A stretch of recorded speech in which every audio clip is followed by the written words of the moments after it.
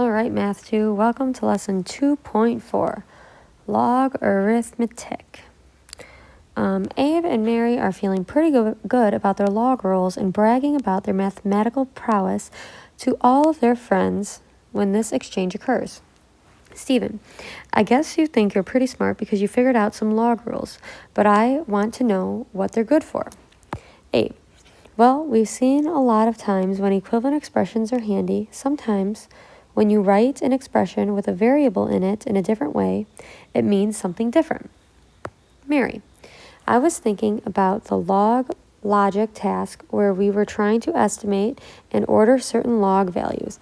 I was wondering if we could use our log rules to take values we know and use them to find values that we don't know. For instance, let's say we want to calculate log base 2 of 6. If you know what log base 2 of 2 and log base 2 of 3 are, then you can use the product rule and say that log base 2 of 2 times 3 equals log base 2 of 2 plus log base 2 of 3. Stephen, that's great. Everyone knows that log base 2 of 2 is 1, but what is log base 2 of 3? Abe, oh, I saw this somewhere. Log base 2 of 3 is 1.585. So Mary's idea really works. You can say log base 2 of 2 times 3 equals log base 2 of 3 plus, log base 2 of 2 plus log base 2 of 3. And then what you would do is you would replace the log base 2 of 2 with a 1. And since you know that log base 2 of 3 is equal to 1.585, you would replace that, add those two numbers up, and get 2.585. Based on what you know about logarithms, explain why 2.585 is a reasonable value for log base 2 of 6. So what I want you to think about here is think about some known log values, right? We know that log base 2 of 4 is equal to 2, right? And log base 2 of 8 is equal to 3, right? Because 2 to the power of 2 gives you 4, 2 to the power of 3 gives you 8. So let's think about why 2.585 might be reasonable. Well, if we do log base 2 of 6, right, 6 is in between 4 and 8, and this value that we got, 2.585, is in between there. So that helps you understand why this 2.585 is a reasonable value. Stephen says, oh, I've got one. I can figure out log base 2 of 5 like this. And he says log base 2 of 2 plus 3 equals log base 2 of 2 plus log base 2 of 3. And 1 plus 1.85 equals 2.585. So log base 2 of 5 equals 2.585. Can Stephen and Mary both be correct? Explain who's right, who's wrong, if anyone, and why. So first off, let's take a look. Stephen is saying that log base 2 of 5 gives you the same value of log base 2 of 6, right? And that just doesn't make sense, right? That doesn't work. So we have to figure out who's right. Well, I want you guys to think back, right? I always told you that when you have a plus sign in there, you cannot separate them, right? And you see how the way that Stephen broke it down is he used addition instead of multiplication. So that tells you that Stephen actually did this incorrectly, all right? So first off, to answer the first part of the question, no, they cannot both be correct.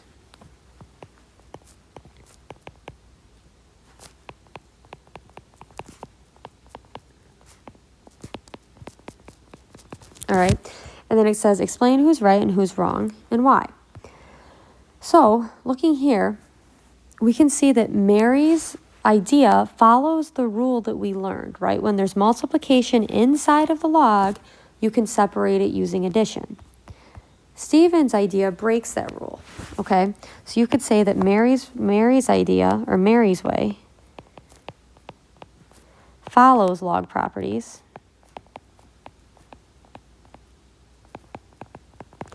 And Stephen's way does not. So Mary is correct. All right. So now it says, now you can try applying the log rules yourself. Use the values that are given and the ones that you know by definition, like log base 2 of 2 equals 1. So that's very important. I want you to think about the fact that you can also know the ones that you could also use the ones that you just know to figure out the following values. Explain what you did in the space below each question. The 3 rules written for any base b greater than 1 are, so these are the rules that you're going to want to use. We've already talked about these, right? The product rule, the quotient rule, and the power rule. So the product rule states that you can separate anything that's being multiplied inside of the power. So, right, if we have x times y, we could separate it as log base b of x plus log base b of y. Quotient rule, for dividing, you could separate it with a subtraction symbol. And if there's a power, you can bring that power out in front. All right, so let's go ahead and try one of these. So again, we're either trying to get it to look like one of these, we're trying to get one of these guys, or we need to get something that we can simplify with a base of 2. Okay, so let's go ahead and try it. So for number 4, we have log base 2 of 9. So I know I cannot get 9 into a base 2 at all, but let's go ahead and look. This 3 is looking pretty good, right? When I think of 9, I think of 3, right? We can usually write 3 in terms of 9. So we could write it as log base 2. We could do of 3 times 3, right? And then that would simplify to log base 2 of 3 plus log base 2 of 3. And we know that log base 2 of 3, according to this, is 1.585. And then we just add those values up, which when I added them up, I got 3.17. All right. So that is how you would simplify that first one. All right. So let's go ahead and try this next one. So I've got log base 2 of 10. Now I'm looking at these numbers and the 5's looking kind of promising, right? Maybe we can use the 5 to get it in terms of 10. Now I want you to think, remember you have to use multiplication. Do not do log base 2 of 3 plus 7. That does not work, right? Because you can't have addition and subtraction in there. So do not separate it that way. So I want you to think about how you might be able to break this log base 2 of 10 down. All right. Like I said, the 5 looks promising, right? 10's a multiple of 5. So let's go ahead. Let's try maybe log base 2 of 2 times 5. All right. Then we can separate this into log base 2 of 2 plus log base 2 of 5.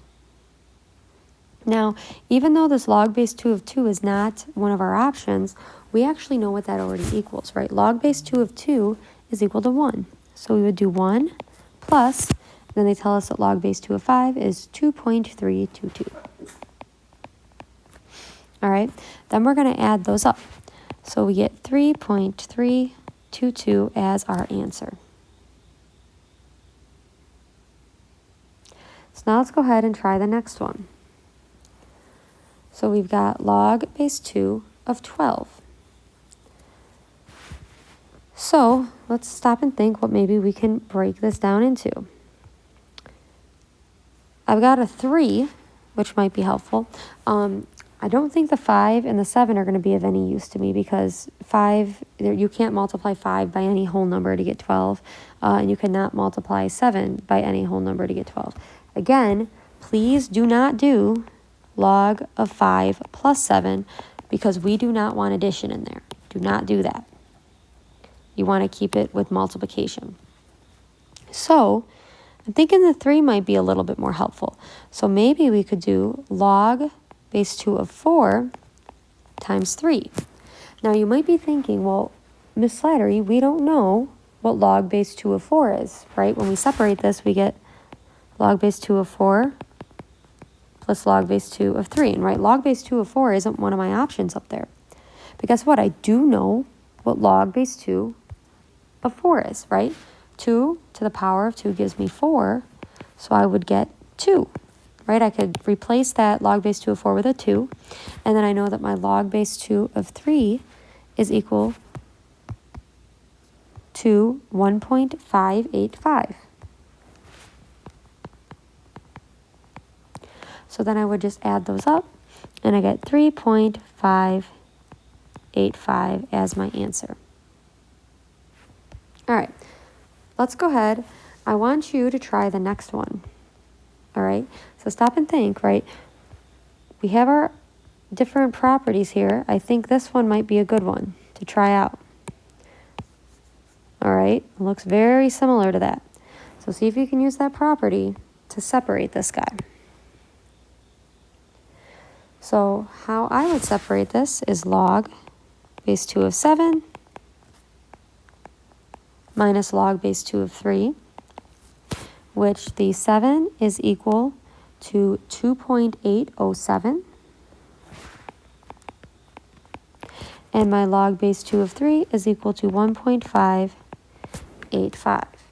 So when I subtract that 2.807 minus 1.585, I end up with 1.222. And that would be my answer there. Now we've got the next one. All right. Log base 2 of 30 divided by 7. So again, this one looks quite tricky, right?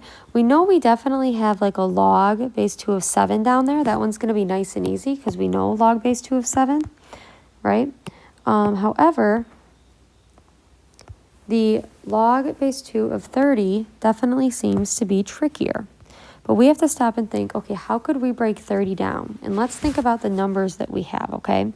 We know log base 2 of 5.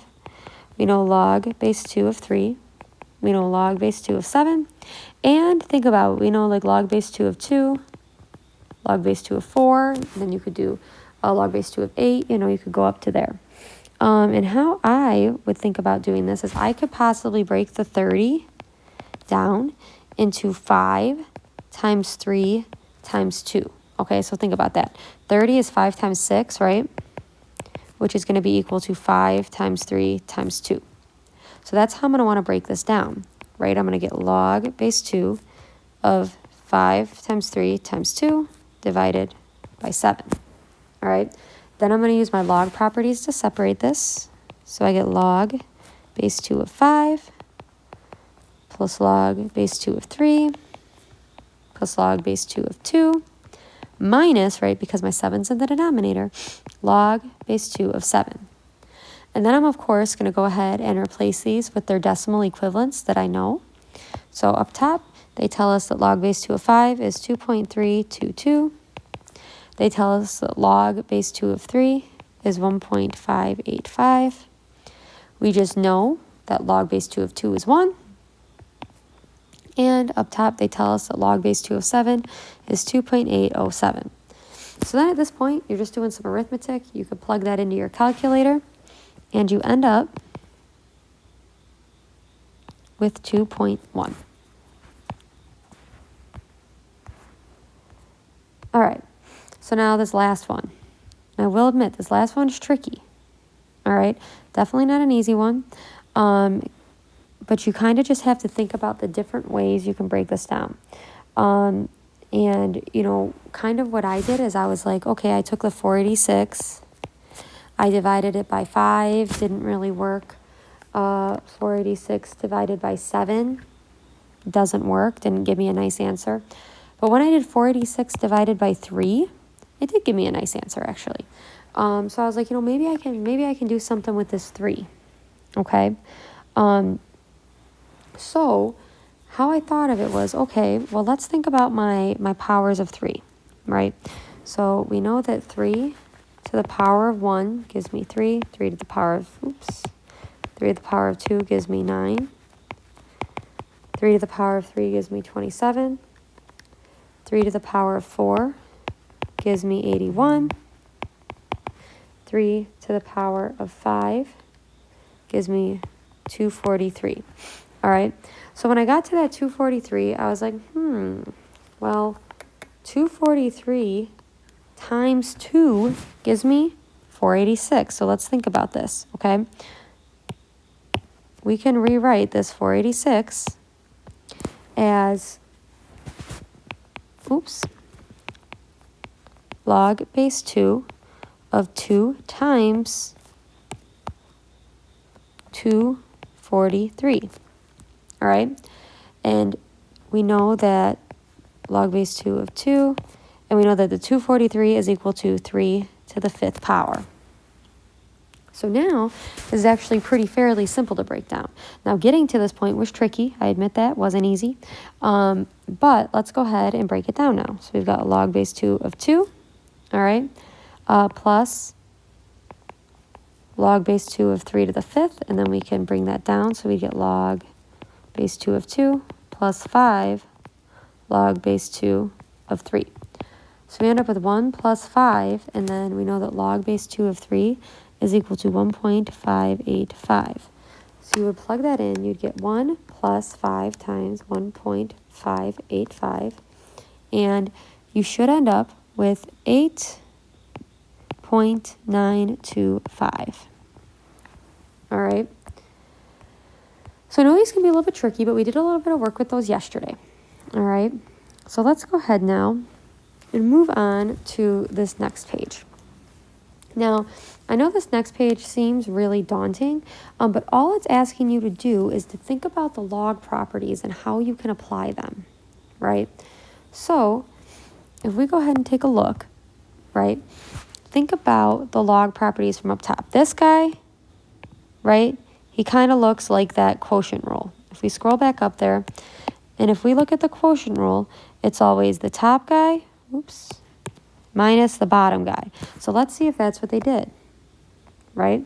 And they did do the top guy minus the bottom guy. So this one's going to be always true. All they're asking us to do here is identify if this is going to be always true, sometimes true, or never true. All right, then for number 12, all right, again, you look at this, might be a little tricky looking, but you see how we have the 2 here? X squared is the same as x times x. So you could actually break this down as log 3 over x times x, all right? And then it's just applying that rule, right? Remember how I told you anything in the denominator gets a negative sign in front of it, right? So they followed the rules here. This is going to be always true.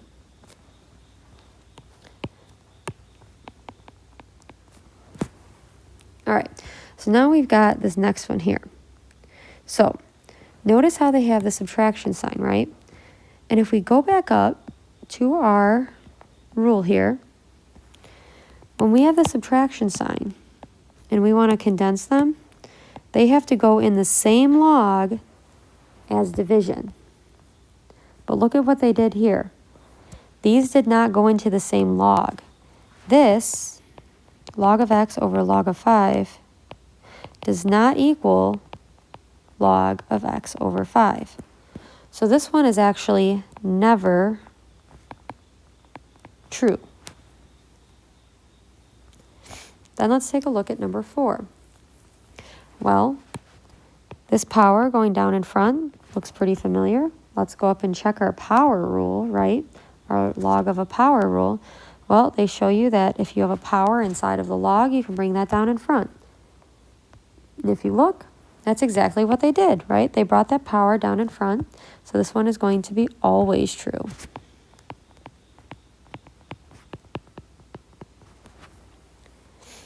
Then let's go ahead and try number 15. All right. So notice there's one thing right away that's screaming at me. Remember how I said you could never separate pluses and minuses inside of the log, right? And right there, you've got a plus sign inside of the log.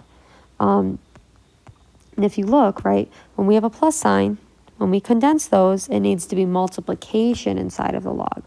So if we wanted this to be true, we would have had to have log 5x squared, right? Because we would have had to multiply those guys. But this does not equal that.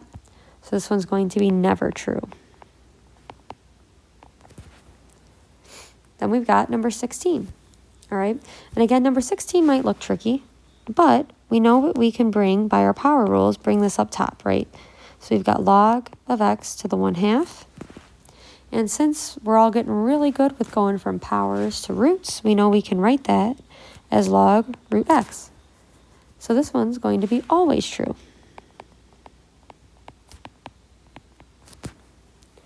All right, and then looking right here at number 17, right away Miss Slattery's not happy, right? We've got that subtraction sign in the log. We cannot separate those guys. When you got addition and subtraction within the log, you cannot separate. So this one's going to be never true.